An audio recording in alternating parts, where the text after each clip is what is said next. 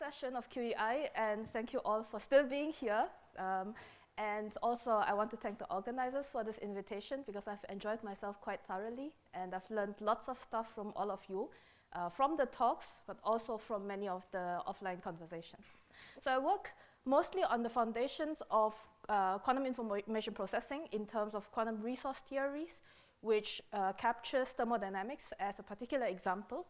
And today I kind of chose to talk a little bit about the topic that I've obsessed over for, I don't know, the past 10 years or so, and it's about catalysis. So in particular, I will be focusing on this work that recently came out on PRL, and this is joint work with my PhD student, Chongrak, who is now actually starting a postdoc in FU Berlin. Ray Ganadi, who was a postdoc in the group, and right now he's in Pisa with Ludovico Lamy. Shintaro and Francesco are our collaborators from Nagoya, and Seokyeong is a professor at UNIST in South Korea. So while I still have your attention, let me pitch my talk in one or two sentences, right? So the idea is that we look at the study of catalytic transformations in quantum information theory, and we ask ourselves, okay, what does it take to have catalytic advantage that is robust or resilient against noise? And what we show in this paper is that in order to have that, we actually need to study catalysis at the level of channels rather than state transformations. And this gives us very, very clear implications about what kind of catalytic advantage we can expect if we want them to be noise robust. So in this paper, we highlight basically the possible and the impossible, so some no-go theorems. So the rest of this talk will basically be me explaining to you this pitch bit by bit. So we start, of course, with what is the catalytic process. Now, in quantum information processing, almost most of our tasks are basically can be phrased in the language of a state preparation problem. So I'm given some initial state rho. I want to achieve some target state rho prime, and most of the times we are constrained by a set of operations that are easily performed. So this is usually known as something like free operations. And because of the limitations that we have, sometimes this transformation is just not possible without, for example, additional resources. But of course, there are situations where you can have the presence of some auxiliary state, which we call a catalyst. So this is denoted by tau.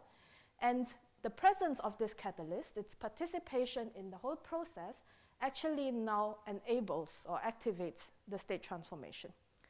Now, importantly, a catalyst means that your tau is returned after the process. And this condition that you recover tau after is kind of something that maybe fits very well with the spirit of this conference because it hints at reusability and not exhausting the resources that was originally contained in tau. You prepare it once and you use it repeatedly, indefinitely, many times. So that's the setting for catalytic transformations. And now I've kind of described catalysis on a very high level, but it's important to know that there are very clear and concrete examples of catalysis that is scattered throughout the history of quantum information processing. One of the earliest examples that I always like to use is the original Sirac-Zoller kind of proposal of entangling two level atoms by using a cavity as a mediator. So that's one example. And this field has been around for a very long time. So even if we think about the theory of entanglement, where we think about what does it take for Alice and Bob to go from one entangled state psi 1 to a second entangled state psi 2, then it is known, even since 30 years ago, that sometimes you cannot do it via local operations and classical communication, but the existence of some pre-shared entangled state between Alice and Bob can help you enlarge the state of possible state transformations quite significantly. So those are some of the examples that we think about in catalysis for entanglement theory, but there are some, of course, in thermodynamics as well, because if you think about what a heat engine really does, it performs successive interactions with different heat bars, it outputs something, some work, or some other resource, and it goes back to its original state. So it goes in a cycle, right? So a heat engine is actually a very specific example of a catalyst. And if you think about the Maxwell daemon as well, if you consider the erasure or the initialization of the memory, then you also have a catalyst. So in many cases, a catalyst is just in some ways a very high-level description of many of the protocols that we are already interested to begin with. So I hope that kind of clarifies and motivates the problem. Now, it's not strictly necessary, but catalysis is often phrased in the context of resource theories. Okay? So thermodynamics, for example, is one of the things that we have seen already. Kuba, for example, had talked about it a couple of days ago. But except for beyond thermodynamics, we also have the entanglement theory. We have general unital maps or Gaussianity or non-stabilizer theories that are kind of captured by using free operations, so operations that are easily performed in the lab. And what usually comes together is a set of free states, so states that you can generate for free. And then you ask yourself the essential resource theoretic question, which is when does the state preparation, when is it possible? Now, the catalytic question is essentially the same question, but relaxed by assuming that you have access to a catalyst, and now you ask, how do the state transition conditions relax? Okay, so a pretty simple kind of setup. And there has been, I don't know, a lot of work gone into this rich area of catalysis. So if you're interested, a couple of my collaborators and myself have put together a very nice, hopefully very nice review paper that I would encourage you to look into if you are interested. And hopefully you'll find something kind of useful there as well. Now, what we know since day one of studying catalysis is that if you think about catalytic processes, they're not very easily captured by simply saying that, let me look at an extended larger set of CPTP maps or quantum channels. And the reason for that is precisely because of the catalytic condition. The fact that you need to return the catalyst back exactly as it is to ensure that you did not embezzle or steal any resources out of it. And most of the times, the examples of catalysis that we have work only when your system's initial state is precisely given by rho, and your interaction between system and catalyst is given by some free operation, lambda. Okay, so that complicates things. In other words, basically the catalytic condition can be quite heavily fine-tuned with respect to the initial and target states that you are using, you are considering. Now, of course, this additional degree of freedom is what often makes catalysis very powerful. The fact that you can fine-tune and you can engineer your catalyst knowing having full knowledge of your initial state or the state transformation that you want to perform. But also, on the other hand, as we have seen also from today's morning talk, assuming such a knowledge is pretty much a strong assumption, and in many cases it can also be quite costly. And if you don't make this robust, then the catalyst can be quite fragile with respect to errors that occur in your system. So the recovery costs won't be included in the usage of this catalyst anymore, okay? So you degrade the auxiliary that you intend to keep indefinitely long. Which leads me to basically the problem, which I call catalysis in a fallen world. Now, of course, for the sake of time, I will kind of assert that the problems that we really need to carefully guard against are essentially the ones that come in the initial state preparation on the system that you want to catalyze, right? So fresh errors in such a catalytic process will not only affect the final state that you want to prepare, but it will also start to accumulate in this catalyst, which will be used in the next round. So the errors can accumulate indefinitely, unless your catalytic process is already immune to such errors. So such interactions do exist. So asking for such an immunity seems like a reasonable thing to do, at least for a small amount of state preparation errors. So one can formalize this requirement properly, right? So the formal definition for a robust version of catalysis just means that if you are given some initial state rho, and if you are given some noise parameter epsilon, then I say that a channel, so given by lambda and specifying some catalyst, I say that this implements a epsilon or rho epsilon robust catalysis if the catalytic condition holds as long as your initial state is epsilon close to the original ideal state that you want, for example, in terms of trace distance, okay? So this is actually quite a, you would also think it's quite a loose or well-motivated requirement, because we also allow basically for correlations to build up after the whole process between the system and the catalyst. The only bottom line that we actually require for is the exact recovery, and this is also something that we know we should have, because otherwise you run into a problem which is called embezzling, so stealing of resources in the catalytic literature. Now, as you increase epsilon, what you see intuitively is that you are increasing the requirement that this catalyst is robust under more and more errors, right? So the larger epsilon is, the more errors you can tolerate in this catalytic process. If you bring epsilon to the maximum value of 1, what you get is a catalytic condition that is oblivious to your initial input state, right? And in that case, essentially what you're saying is that you are using the catalyst in a very strong way that really stays completely impervious to what the initial state of your system is. You will have the catalyst being kind of fixed at all under all scenarios. So you have a very kind of strong requirement here, but also you see that this you can systematically call a channel, because it no longer, the catalytic recovery condition no longer depends on rho, no longer depends on epsilon. So you basically say that, well, you can say that this is a channel when you have a way to kind of look at the dilation of the original map on your system. That means that it can be implemented by some free operation and some catalyst where you always keep the catalyst intact, right? So that's an extreme case of a catalytic process, which is called a catalytic channel.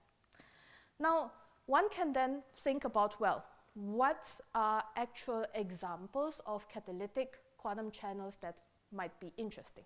Because it's not so clear, once you put such a strong limitation, whether you can still get any advantage in any meaningful discussion, right? So I'm going to give you 2 examples. One is a trivial example, and the second one is maybe a not so trivial example, okay? So the first trivial example is as follows. If you have the case where you are limited with your free operations to be just a set of unitaries on whatever systems that you perform. Now, of course, this is very restrictive, right? Because you can't even change the spectrum of your state in such a situation.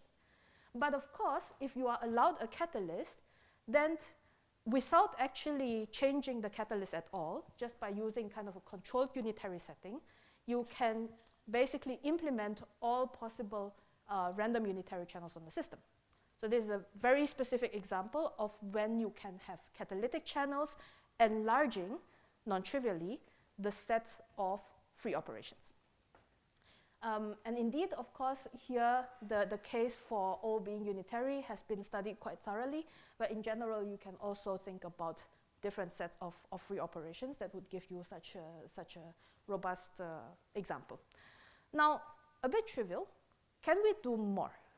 Now, a second example would be also quite interesting to note is that if you have a general resource theory, so some set of free operations, and in general, it's also easy to think about how to construct an example of robust catalytic advantage.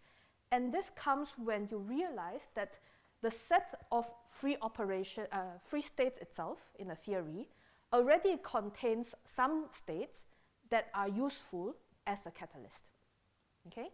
So it means that if I can find a free state, tau, so it lies in the set of free states, that can actually, when coupled with the system, provide some kind of advantage, this is usually good, because it means that the recovery, so you might induce some errors on tau at the end of the process, but you can always kind of reinitialize the state because it's free, and you can use free operations to do that.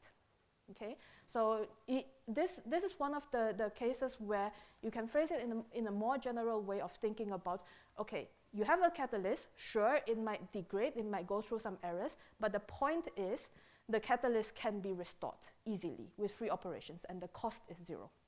Okay, and this was first kind of discovered in the theory for thermodynamics, where we realized that under some circumstances, you can use Gibbs states quite appropriately, and they give catalytic effects. And nowadays, we understand this as basically a source of non-Markovianity. And what Jean-Roch and I, for example, realized was that if you look at the hierarchy of thermal processes or thermalization processes that people have studied, in resource theories, usually one thinks about thermal operations as the nice, large set that people are comfortable with thinking about. But of course, people also had a lot of interest in studying subsets because those are maybe more physically motivated. They are easier system bus model interactions that would achieve those set of thermalization processes. But it comes with the downside of having very, very messy state transition conditions. So ETOs and MTOs, for example, are such subsets where it's not very easy to actually write down or compute even the state transition conditions. But what we show was that if you allow for Gibbs states to be catalysts, and you can use them even in a robust way because you can rethermalize the state for free, now the gap between all of these operations close. And they close at the level of channels, right? And so because they close at the level of channels, even if you now add on fine-tuned versions of catalysts on top of them, the gap remains closed. And so all of the non-Markovianity effects of these models can be kind of captured together and kind of collapses the hierarchy of thermal operations on this level.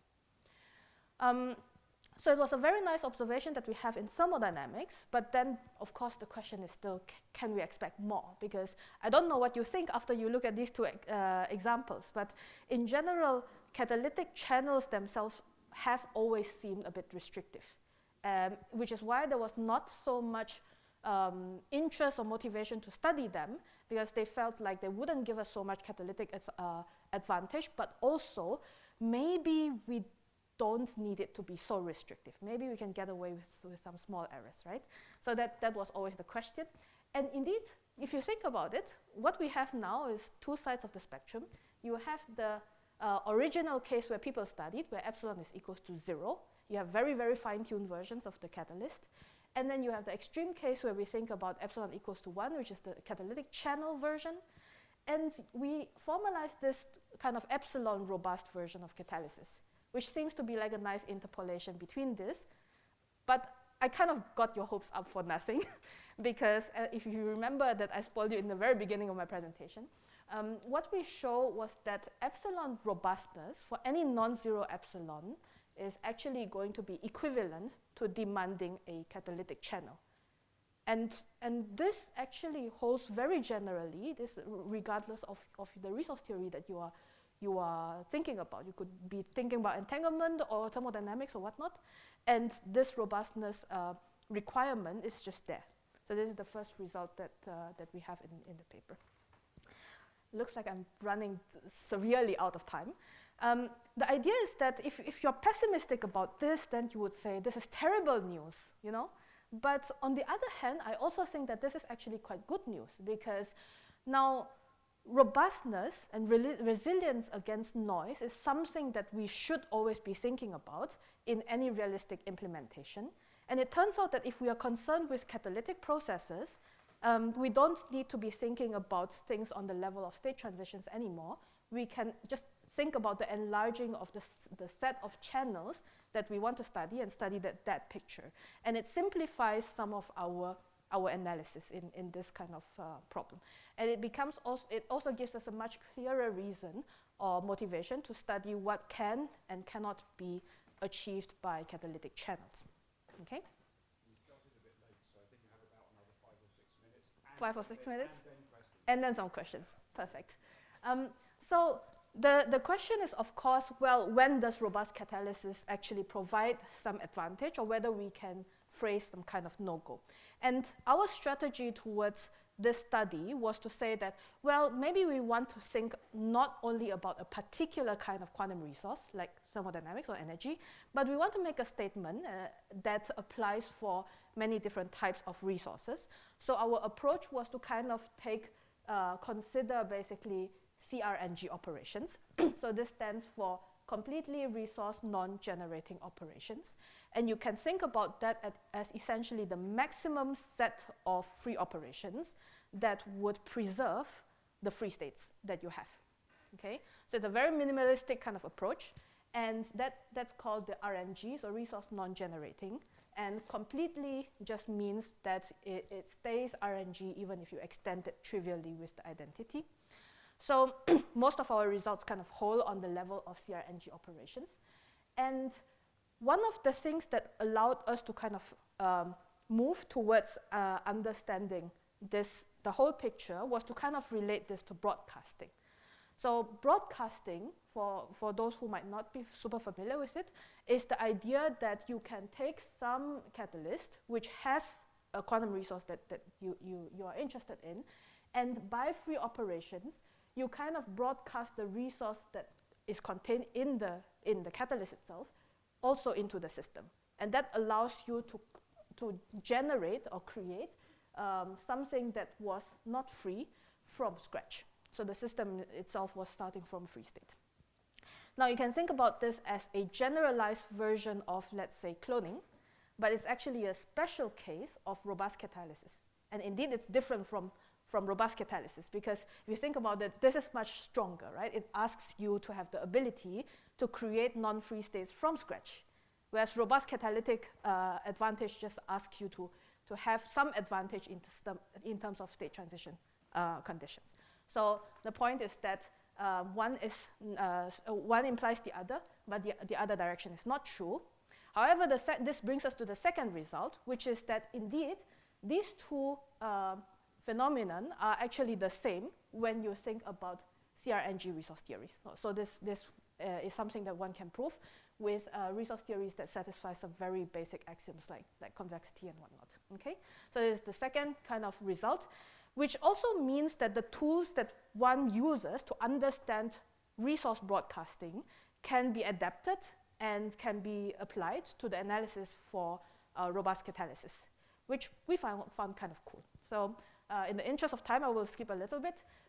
So there is some discussion about basically how do you understand broadcasting or no broadcasting kind of results by tracking resource monotones and their properties in a particular theory. So I'm skipping some of these.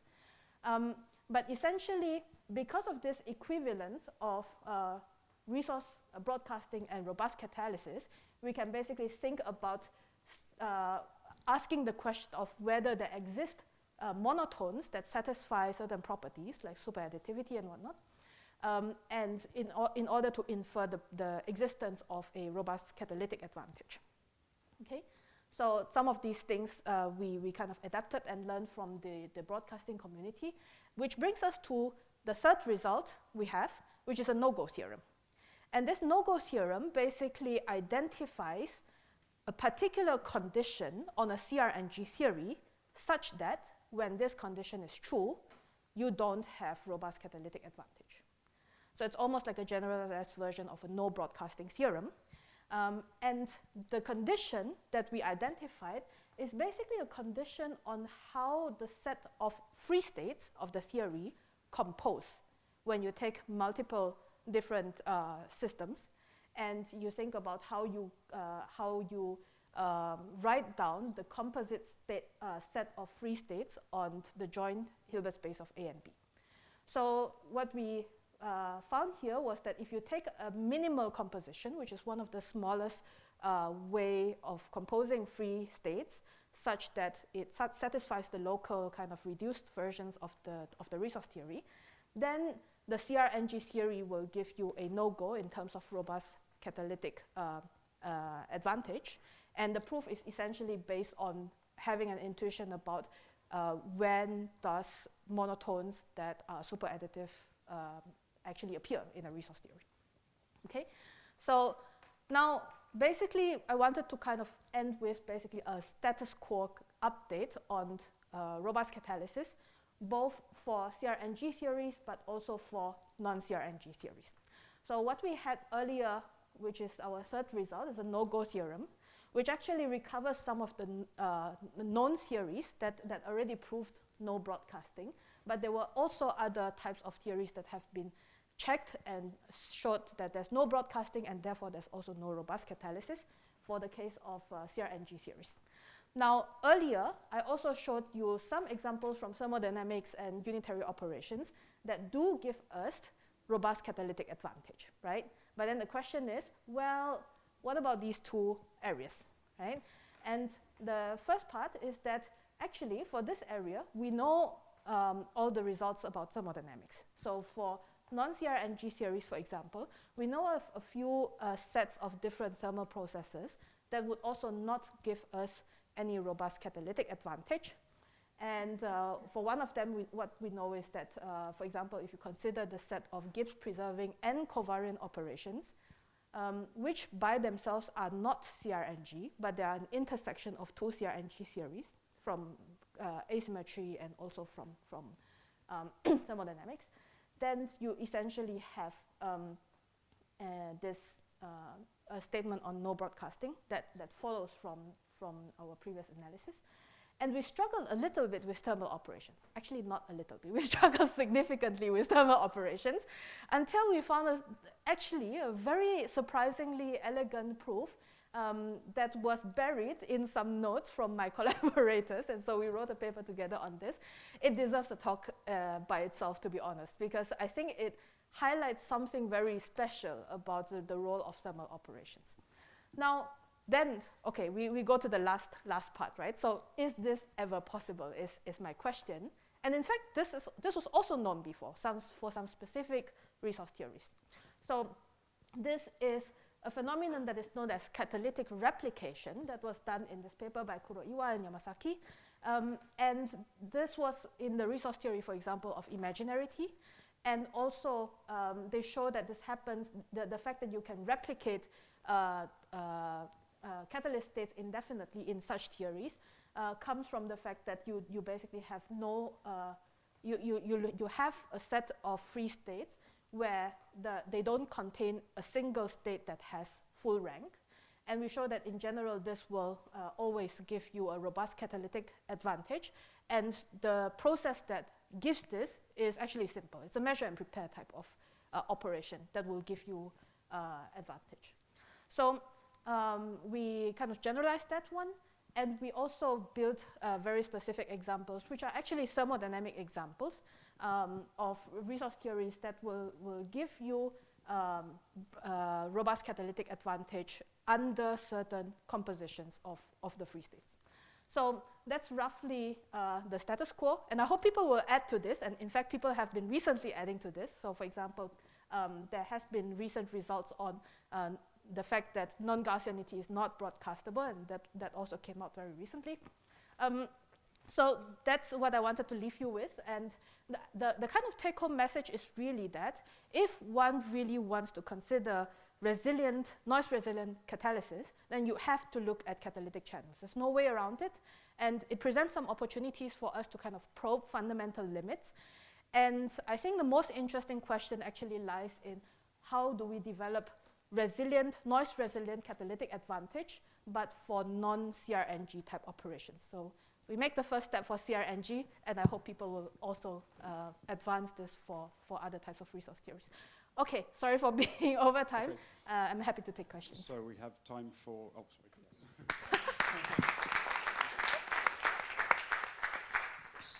So we have, I was trying to rush on to exciting questions because I have questions and I guess other people do as well. So we probably have time for one or two questions and the rest will have to be afterwards.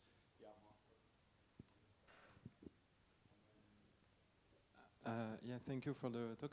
There's just something I was confused with is at some point you said that you can create non-free state with with a catalyst, and then the catalyst stays the same. But the thing I'm confused with that is you could create infinitely many resources. In some cases, for some resource theories, this is possible. Of course, this is a rare, actually, instance. And most of the times, what people can do is actually prove a no broadcasting theorem. But there are interesting cases for the resource theories, for example, when your theory is actually non-extensive, so you have resources that can always, in principle, be concentrated on a single system. So these non-extensive theories, in principle, would allow for broadcasting. And the key is kind of the correlations that the catalyst and the system are allowed to build up via free operations actually allows for that type of resource to be broadcasted. Okay. So who's the next speaker? Maybe you can come and start. Yeah. Thanks, Nelly. Yes. I have two very quick questions. Yes. One is there yes. One is there a notion of robust catalysis for supermaps, superchannels, combs, anything like this? Is this something that's conceivable? Not that I know of right now. Okay. I think there are some nice examples like catalytic, I think unitary inversion type of problems that Mio was looking at. Those could have the potential of linking to kind of dynamical versions, but not that I know of that people have formulated this on that level. The second question is a bit different on the range of resource theories that you showed.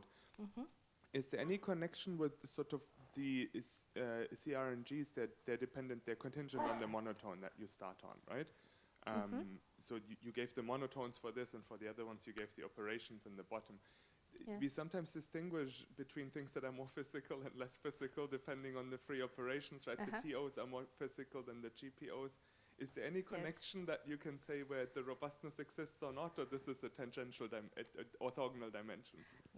I'd like to claim to say that there is. I feel like intuitively, if you look at thermodynamics, it feels like there is something to make there, but I don't know. And by the way, if you are talking about the resource monotones, it's actually quite, so I mentioned that basically you have this connection, right? But the converse is definitely not true, because we know that for example, in asymmetry, you actually don't have such a resource monotone, but then you have no broadcasting, and then you have coherence amplifications instead. So that type of catalysis. And I think no broadcasting is known for the theory of non-stabilizerness, but it's not actually known whether such a monotone exists in those theories. So every resource theory is actually a little bit different, I would say. Yeah. Okay, fantastic. So let's thank Thank you.